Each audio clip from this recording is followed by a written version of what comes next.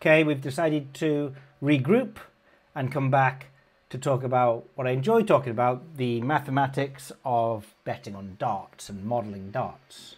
Okay, but before we get into that, there has been quite a lot of very positive feedback that has come my way off the back of the reactionary videos from last weekend, and I'm truly humbled and very grateful to have received it, and just want to thank everybody. In fact, I haven't thanked everybody, but I am very thankful to all of it. I feel a little bit awkward after having the reaction that I did last weekend, but one person sent me a video with a metaphor as a bit of advice, and I enjoyed it. I really did, so I wanted to pass it on. And the metaphor was squeezing an orange. Okay, no matter how much I squeeze this orange, no matter how hard I squeeze to get juice out of it, I will never get apple juice out of this orange. I'll squeeze it really, really hard, and it'll never be grapefruit juice. No matter how hard I squeeze this orange in my hand, the only thing that comes out of this orange is orange juice, okay?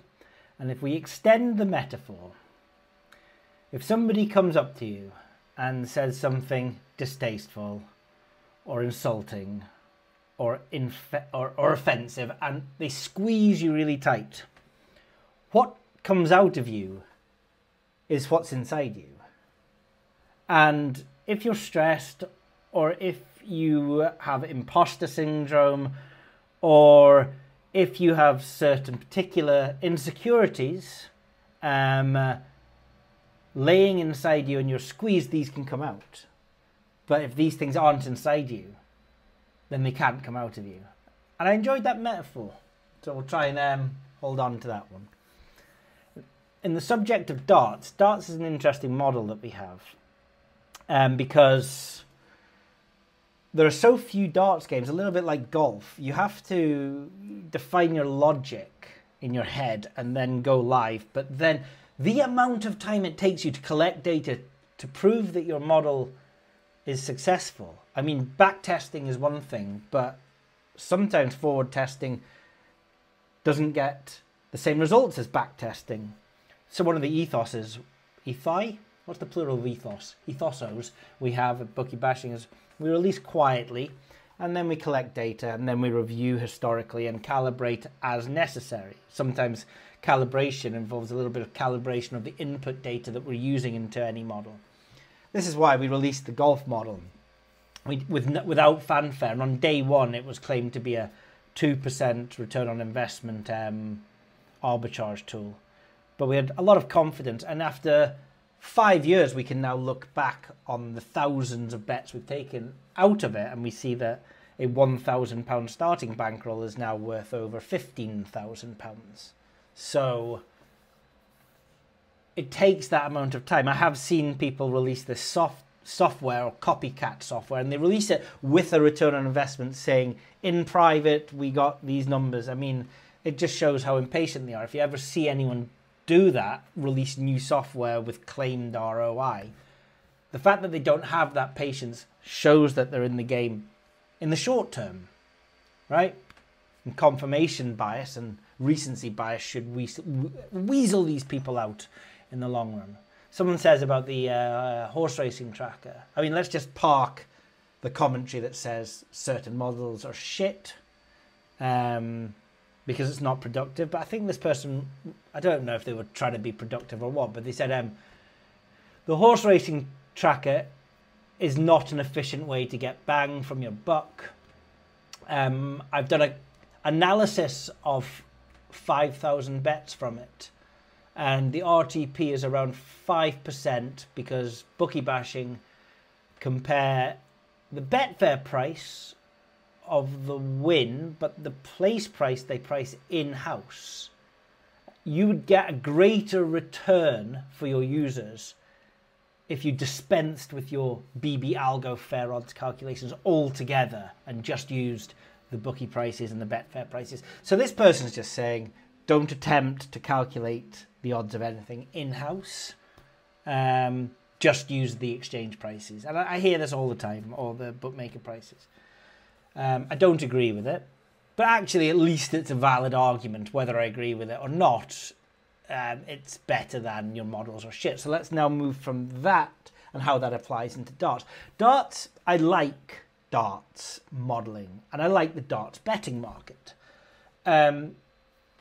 Reason being, it's actually, when you break it down, quite a simple sport to try and price up. It's way more simple than football and player stats, and certainly more football than rugby and NFL and basketball.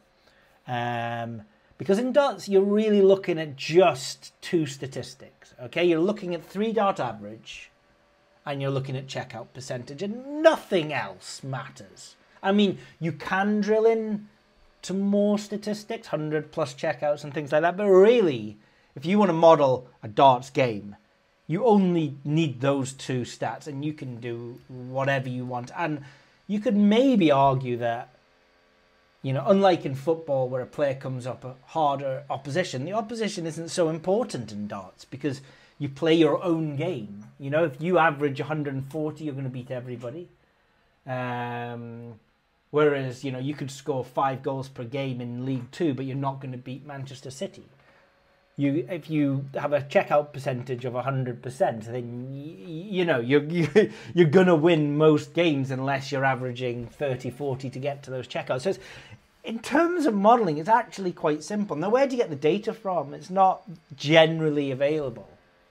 For a long time, I didn't have any, and then I decided in order to get an edge, we needed information. So in the creation of our models, we actually just set up various ways of sourcing information, and what we source is the games people have played with the legs that they won, the number of 100 3 darts, the number of 140 plus 3 darts, their checkout percentages with their highest checkout, okay?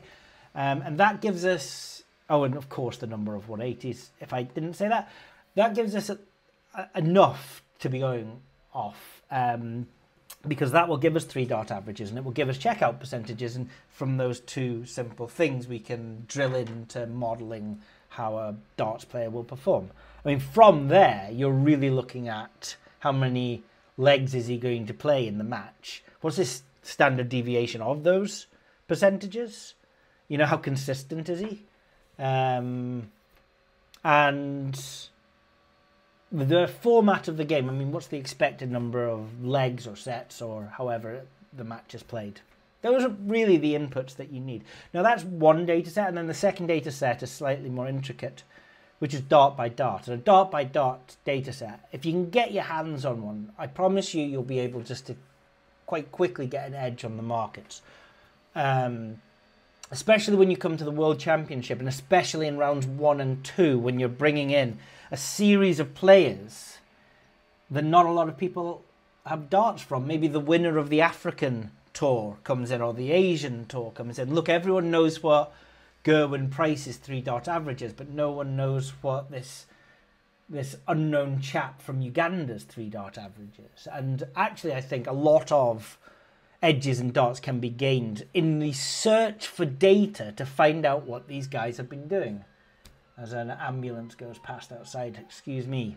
So we have our data, and what do we do with it? Well, as previously mentioned, actually, when you're building your model to pitch Gerwyn Price versus Michael van Gerwen, you are looking at 3 dart averages and you're looking at checkout percentages, but really that's to come into the money line when you're trying to determine who's going to win the match. And quite simply, if one player... Now, how far back you go with your data is an imprecise science, and it's one of the reasons why you can have 2 people with different models and you can argue that both are correct.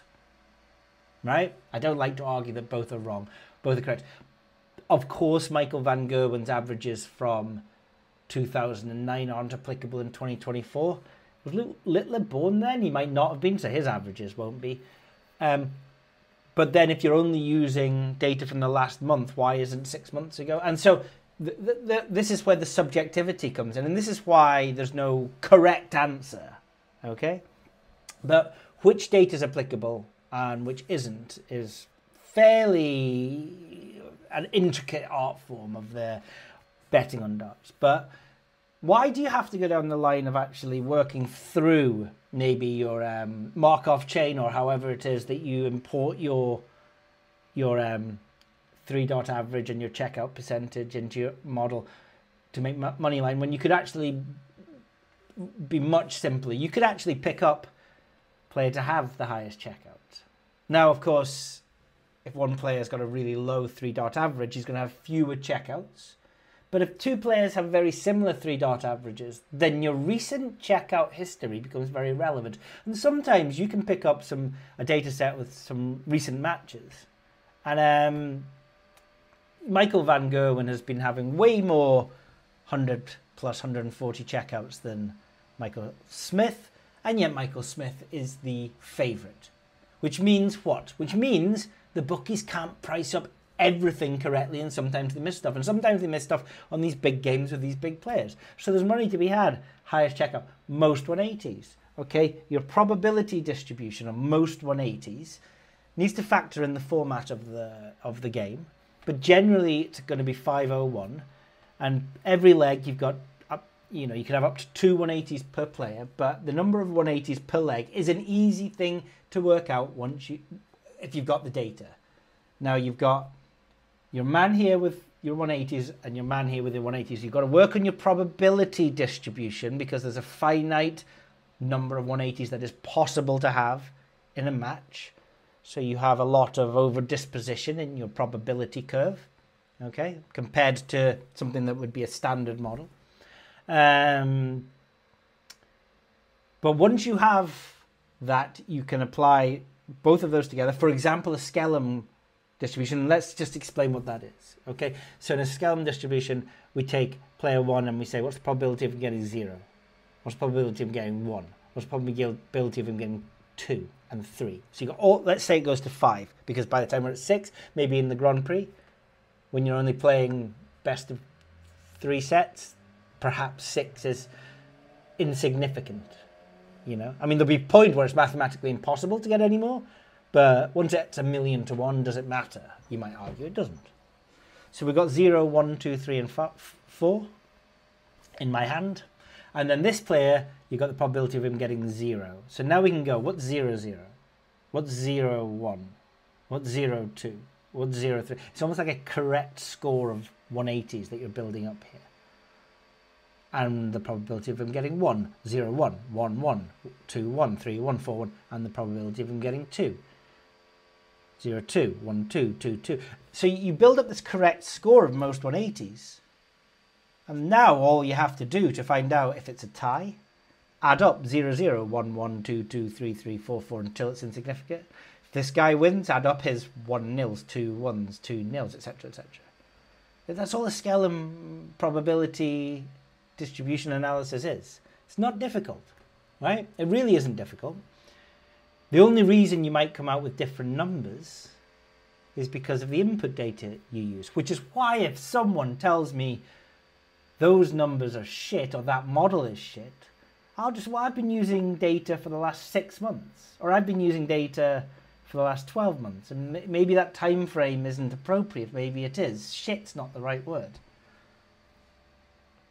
And if you don't want to go by dart by dart or dart database, you can take the expectancies from the average in the markets if you want to. You don't even need your own spreadsheet, but I would recommend that you get it. Now, this week in the Grand Prix is quite an interesting tournament because it's double in, double out, meaning you don't start until you double in. Now that actually has a tangible effect on the expectancy of 180s per leg, because let's just say you double in perfectly, so that'll be tops 60-60.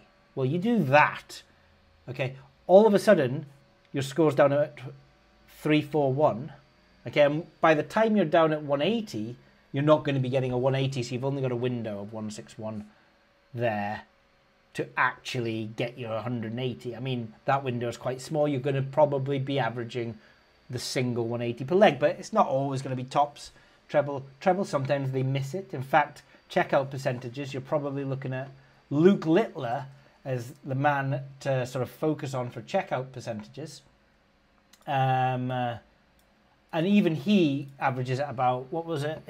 I've just got my data set here, 60%, 63%. Incidentally, the difference between the top guys and something as standard as the Premier League is unbelievable when it comes to checkout percentages.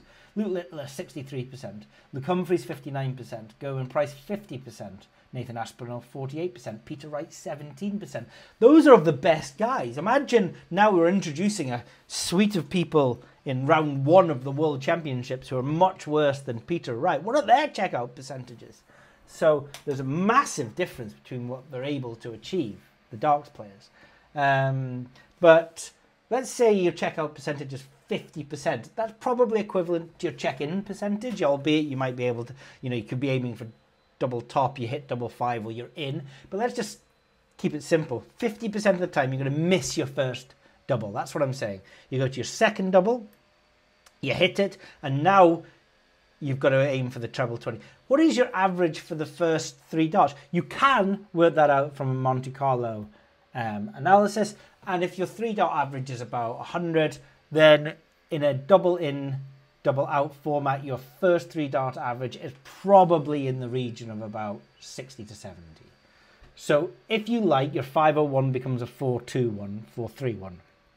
441, something like that. And again, your window for getting 180 shortens, because by the time you're even at, for example, 200, if you're down there, you're probably going to be going treble 20, treble 20, treble 19 to leave yourself 26. You're probably not going to be doing that because no one's hitting double 13. But do you know what I mean? You're not necessarily, at 190 for going to be hitting treble 20, treble 20, treble 20 to leave yourself with double 5. There are other options, right? So it just reduces the 180s per leg by an amount, and it's difficult for the traders to keep up with what they should be doing with that, and I think it brings plenty of opportunity for the better. Looking at it this week, I'm annoyed with myself for butchering those I'm trying to talk and do the mathematics of what the out is at the same time. And I love sitting with my daughter. One of the reasons I love maths, my daughter's 8, but I love darts, is that I have a lot of fun sitting watching the darts, and we try and guess what the 3-figure checkout way out is. And, the darts player may have a more efficient way of doing it, but just getting there very quickly is part of the fun of the mathematics. If you happen to live in a geeky household like my own, it's good to do. She's also got the square of any number ending in a 5 up to 145 worked out in her head.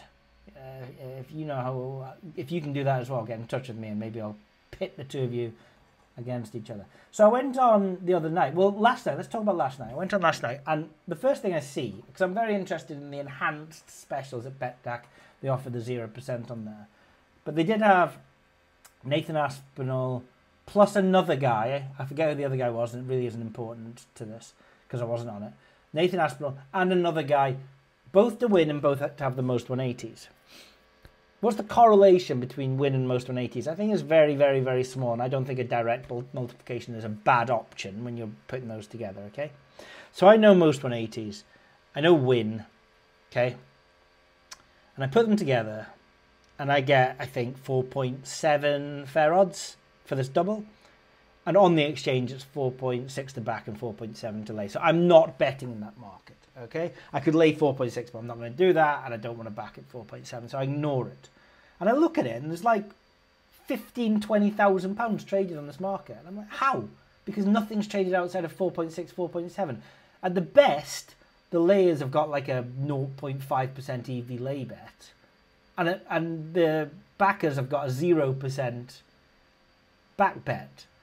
I mean, but the thing is about these, they often are completely disassociated and untied with what value is, especially outside of football, where it's a little bit easier to work out what the fair odds are. In darts, it's a bit harder to work out what the fair odds are. And so I think most people don't know. And so a boost goes up at 5, or I don't even know what the boost was at. Maybe it was 4.8. And people just trade 1 or 2 underneath it, thinking that that's what the correct price is.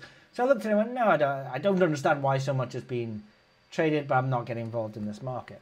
And then I pop over to Aspinall most 180s against Ryan Joyce, and there's 80 quid traded on that market 15 minutes before the match. And Aspinall to have the most 180s in this market is 115% EV. And I'm like, why? But I'm having some of that. He was 1.85 to back. I didn't write down what his fair odds are. I can't work it out in my head. I only remember the 115% EV. So 1.7. And so, yeah, I backed it. And I think it was like 8.5 to Aspinall. I mean, come on. What am I doing here? Celebrating the win on a 1.85, which will happen more often than not. I mean, again, similarly, a couple of nights ago, Luke Littler versus Rob Cross. Luke Littler was 1.62. He should have been closer to 66% for most 180s, using some very, very standard, simple, not even dot by dot databases, but just a database of number of legs and checkout percentage and number of 180s. Not that hard to do. So Luke Littler came in as well. Let's boom the 1.62, shall we? And yeah, the only enhanced, it was an interesting enhanced special. What was it? 40 or more 180s is 2.7. Now I'm just going to pop over to a Poisson calculator here. 40 or more 180s, over 39 180s was 2.7. And I don't remember what the expectancy was, but it was a decent enough bet. 2.7. The mean, yeah, the target, I'm trying to make odds of 2.7. So let's say a target of over 39 and the expectancy was what? 38? Let's just call it 38. So that would be a 2.7 to back, 2.54. And that's across all of the matches, but they were only best of 3 sets. So they didn't have that many opportunity. So it was 40 or more would have won. It was odds against to happen. Do you know how many there were? 50. Exactly 50. What would the odds of over 49 have been? I'm telling you now. I thought in my head when I was going to do this, it was going to be 100 to 1. It's not. It was 40 to 1. That's still notable that in that day that I was betting on this, an event across all of those matches that shouldn't have happened, 39 times out of 40 did happen. But actually, I was trying to do a probability distribution in my head, and I had 100 to 1 plus, and it didn't come out. That's a live video for you. If you found this enjoyable, thank you very much for getting in touch and telling me, because enough people have recently that it's made me put things into context and maybe really think about what happens when somebody squeezes me and what comes out.